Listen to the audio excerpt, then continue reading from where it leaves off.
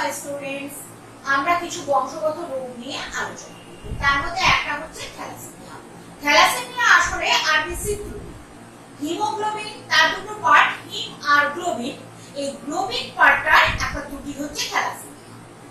সেটা কিভাবে হয় আমি পরে দেখাচ্ছি। থ্যালাসেমিয়া কথাটাকে ভাঙলে পাওয়া যাবে থ্যালাসা এমিয়া। এটা রক্ত সংক্রান্ত রোগ, যেটা থ্যালাসা অর্থে সমুদ্র। আসলে এটা মেডিটেরিয়ান সি মানে ভূমধ্যসাগরের ওখানটায় খুব বেশি দেখা যেত তার চারপাশে। আর এখানেই এটা প্রথম ডিটেক্টেড হয়েছিল। অনেকে একে মেডিটেরিয়ান অ্যানিমিয়া বলে উল্লেখ করতেন। এটা বিগ অ্যানিমিয়া নিয়ে থাকতো।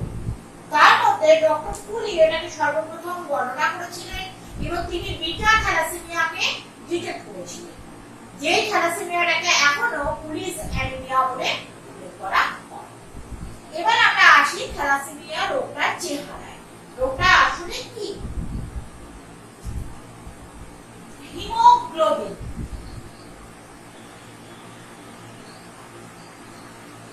দুটো পার্ট, হিম এটা আয়রন কন্টেনিং পার্ট, গ্লোবিন এটা হচ্ছে পিওরলি প্রোটিন পার্ট। এই গ্লোবিনের মধ্যে হিম পার্টটা ট্র্যাপড থাকে, আটকে থাকে, এবং এই হিম পার্টটাই আমাদের অক্সিজেনকে বয়ে নিয়ে যায়।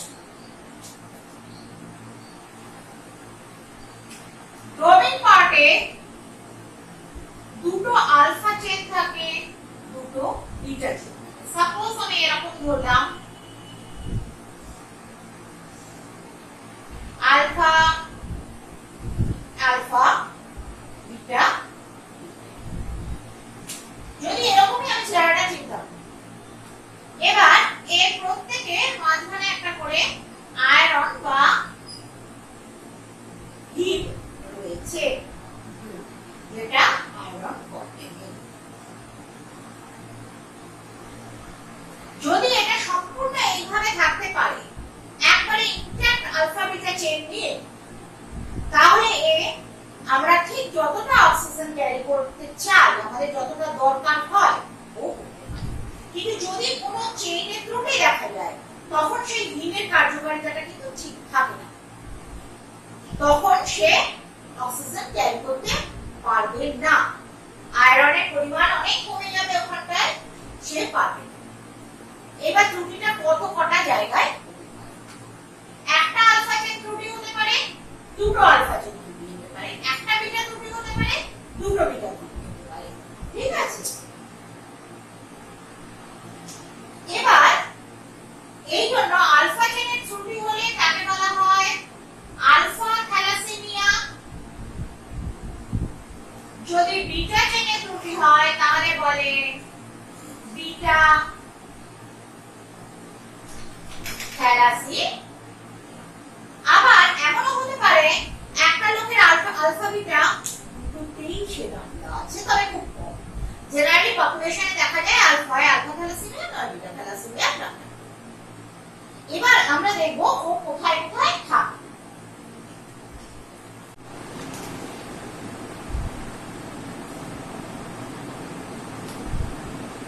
আলফা থ্যালাসেমিয়া যেটা,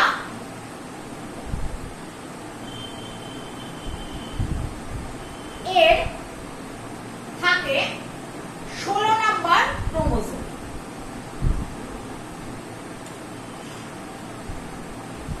16 নাম্বার ক্রোমোজোমে দুটো লোকাস আছে, দুটো জিন দায়ী, দুটো জিন আলফা চেন গড়ে।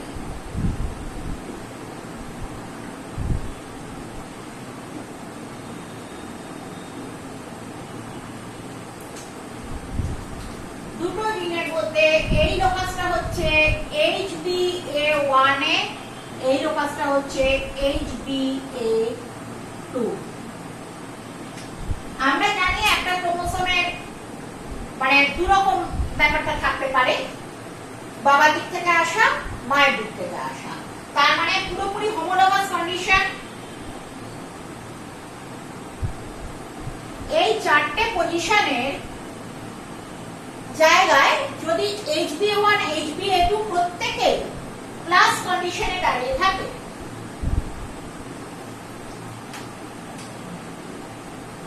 তাহলে সে একেবারে সুস্থ।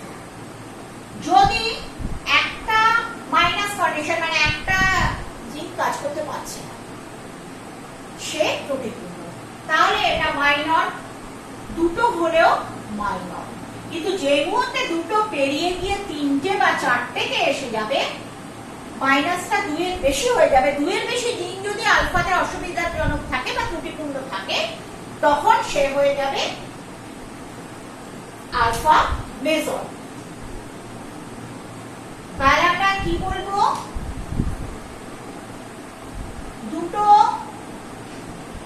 দুটো জিন যখন ত্রুটিতে,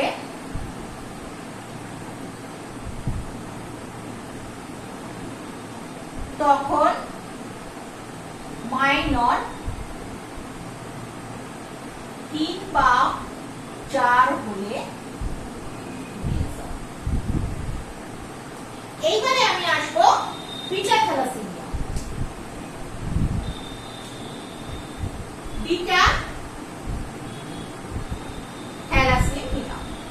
বিটা থ্যালাসেমিয়া 11 নম্বর ক্রোমোজোমে। এটা এতটা জটিল নয়, কারণ এখানে একটা জিন ব্যাপারটাকে কভার করে।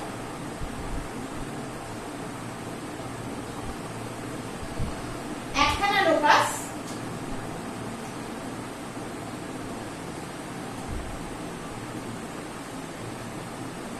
HBB, এর যদি হেটারোজাইগাস কন্ডিশন থাকে, তার মানে একখানা যদি পজিটিভে আসে, একটা যদি ঠিক থাকে, তাহলে আমি একে বলবো যে ও মাইনর, আর দুটোই যদি গন্ডগোলে থাকে তখনও মেজর। বোঝা গেল? আলফাতে দুখানা জিন মানে দুটো লোকাসের ব্যাপার, দুটো জিন কাজ করছে কম্বাইনলি, বিটাতে একটা। আলফাতে দুটো জিনের জন্য 4টে আমি জিন পেতে পারি দুটো লোকাসের জন্য। এবার সেইখানে আমার মানে দুটো জিনের জন্য 4টে অ্যালিল পেতে পারি, তার মধ্যে দুখানা যদি অবধি ত্রুটিপূর্ণ হলে মাইনর, তার বেশি হয়ে গেলে মেজর। বিটাতে যেহেতু একখানা, ও হেটারোজাইগাস কন্ডিশনে ও বা হোমোজাইগাস পজিটিভ কন্ডিশন মানে ভালো অবস্থাতে থাকলে ও হচ্ছে একদম সুস্থ, হেটারোজাইগাস কন্ডিশনে ও হচ্ছে মাইনর, আর দুটোই যদি খারাপ হয়ে যায় সেই হোমোজাইগাস কন্ডিশনে ও হচ্ছে মেজর। মোটামুটি 6 মাস এরকম থেকে 2 বছরের মধ্যে একটা মানুষ শো করে দেয় যে সে থ্যালাসেমিয়া নিয়ে আছে কি নেই। মাইনর যারা, তাদের ত্রুটি থাকে, অ্যানিমিয়া থাকে, খুব সাংঘাতিক কিছু না যে তাদের স্বাভাবিক জীবনটা ব্যাহত হয়ে যায়। কিন্তু যারা এটার ত্রুটি নিয়ে চলে মেজর, তাদের স্বাভাবিক জীবনযাত্রা ব্যাহত হয় এতটাই যে তাদের বেঁচে থাকাটাও সমস্যাজনক হয়ে যায়। এবং অনেক সময় দেখা যায়, অনেক সময় কেন হবে, কারোর কম কারোর বেশি, যে তাদের টোটাল আয়ুটা কমে আসছে। এবার আমরা দেখব থ্যালাসেমিয়া রোগের কি কি লক্ষণ দেখা যায়।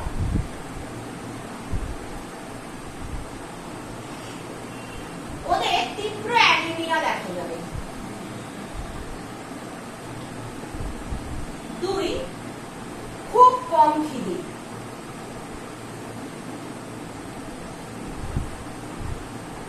3, জন্ডিস। তার সঙ্গে হচ্ছে পেল, অলমোস্ট হলুদ গা, প্রায় সাদা চুল।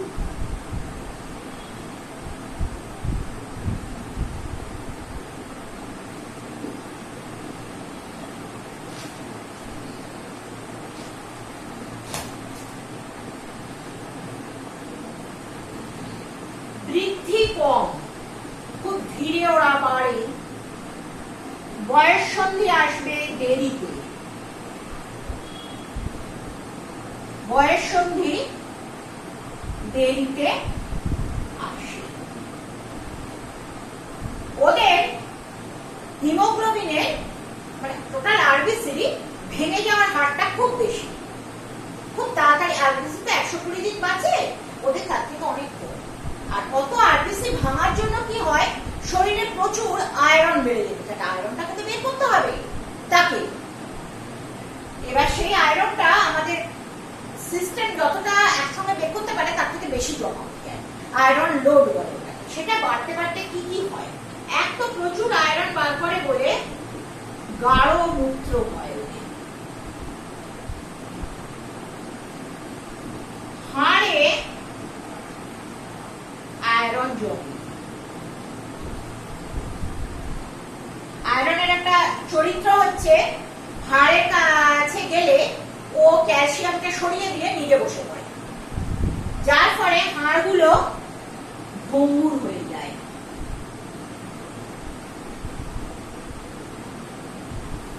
ভঙ্গুর হাড়, করোটি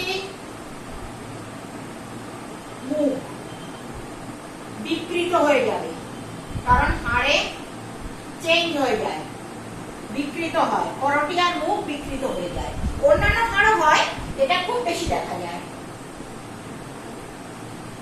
এনলার্জমেন্ট,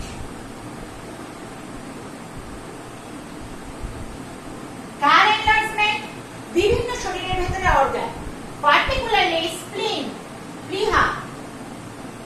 কেন স্প্লিন? স্প্লিন আয়রনকে ছাঁকে, ফলে স্প্লিনে আয়রন জমা হতে হতে সে বড় হয়ে যাবে। হার্ট,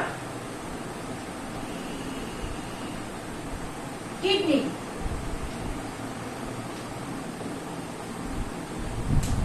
এবার আমরা আসবো চিকিৎসায়।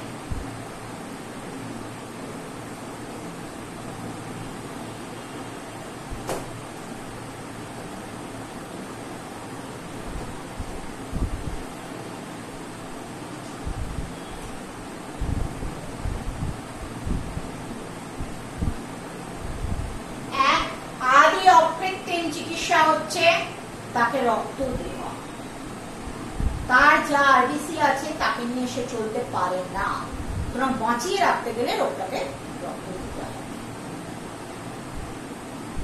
রক্ত দেওয়া, রক্ত দেওয়া মানে তার সঙ্গে আয়রন ঢুকে যাচ্ছে, আয়রন লোড বেড়ে যাচ্ছে। আয়রন লোড বেড়ে যাওয়ার ধরুন কি কি করতে হয়, প্রয়োজনীয় ওষুধ,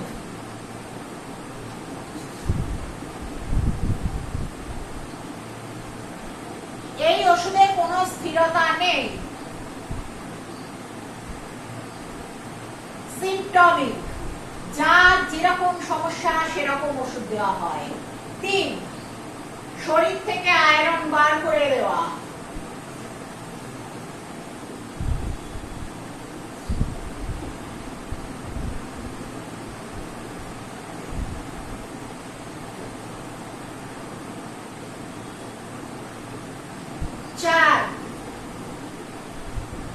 enlarged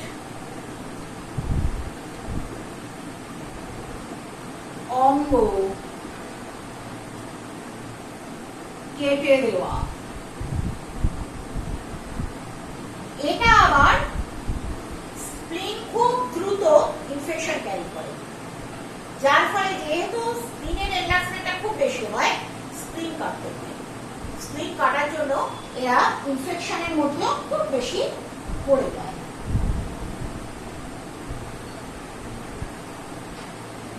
সবচেয়ে এফেক্টিভ যেটা সেটা হচ্ছে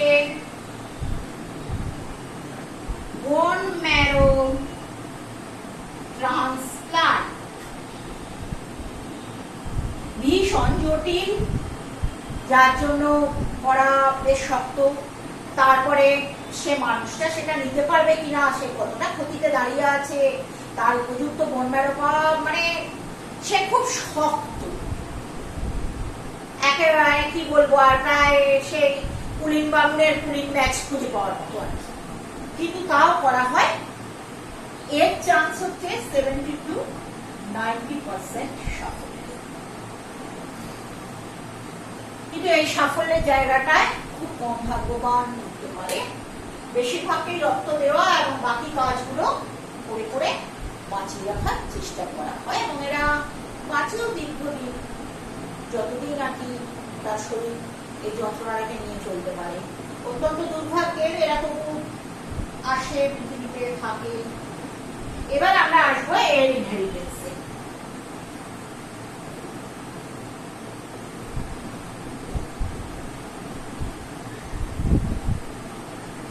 এর ইনহেরিটেন্স কিরকম কিরকম জায়গায় আমার হতে পারে। এক হতে পারে কেউ একজন প্যারেন্টস এর মধ্যে কেউ একজন সুস্থ হলেন, অপরজন মাইনর হলেন। তাহলে কি হতে পারে? একজন এফেক্টিভ হলেন, একজন সুস্থ হলেন, একজন মাইনর হলেন, একজন এফেক্টিভ হলেন। অবশ্যই শেষেরটা চান্সটা বেড়ে যাবে। প্রথমটার ক্ষেত্রে ধরো দাঁড়াও,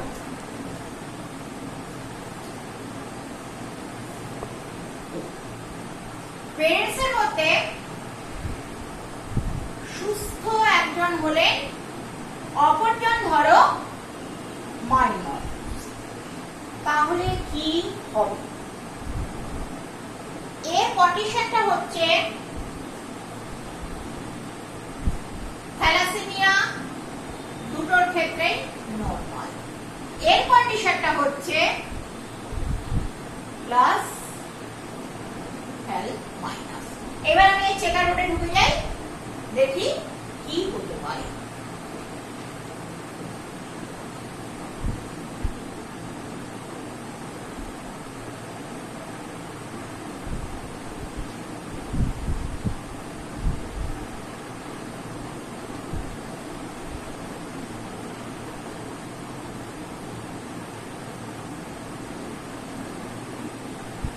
মাইনাস না দিয়ে খেয়াল দিলেই হয়ে যায় আমার শুধু, ঠিক আছে? এবার দেখি কি করবে। এই মানুষটা দুটোই ঠিকঠাক পেয়ে গেল, এ সুস্থ। এই মানুষটা সুস্থ, দুটোই ঠিকঠাক পেয়ে গেল। এই মানুষটা একটা ঠিক পেল আর একটা রং পেল, এও একটা ঠিক পেল আর একটা বেঠিক পেল। তাহলে কি দেখা গেল? দুজন মাইনর।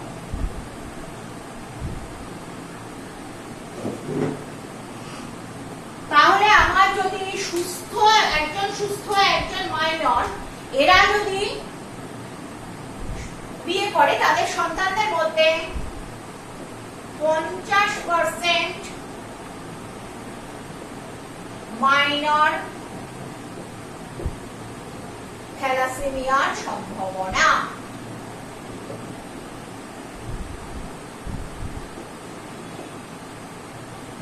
ঠিক আছে? এবার আরেকটাতে আমরা যাব যেখানে উভয়েই মাইনর কন্ডিশনে আছে।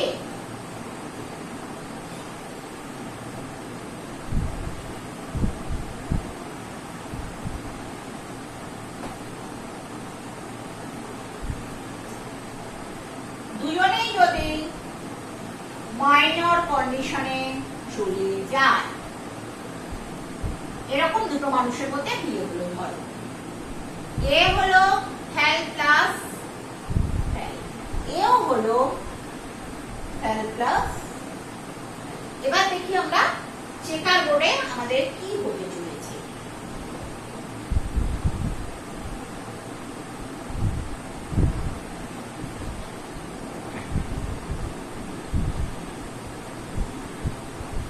হেল প্লাস হেল, হেল প্লাস।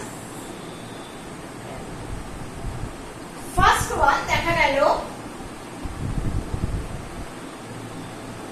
সুস্থ। সেকেন্ড পজিশন দেখা গেল মাইনর।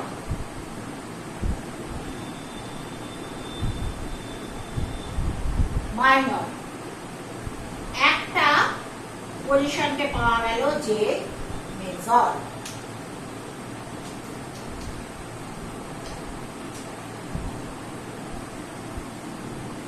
সুস্থ, মাইনর,